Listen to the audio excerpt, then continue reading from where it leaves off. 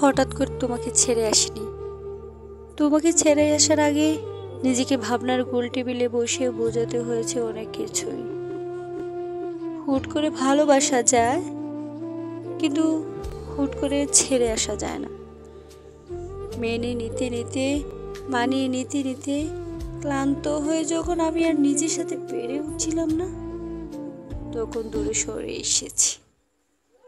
অভিযোগ করা বন্ধ করেছি, অভিমান করা বন্ধ করেছি, ঝগড়া করা বন্ধ করেছি, চোখের জল ফেলা বন্ধ করেছি, বন্ধ করেছি মন খারাপ করা। তোমাকে আর কখনোই দেখাতে যায়নি বুকের ক্ষতগুলো, ইনিয়ে বিনিয়ে বোঝাতে যায়নি আমার ভীষণ কষ্ট হচ্ছে। তাতে দাঁত কামড়ে সহ্য করে নিয়েছি সবটুকুন বেদনা। তারপর অনেকদিন পর তোমাকে ভালোবাসা বন্ধ করে দিলাম।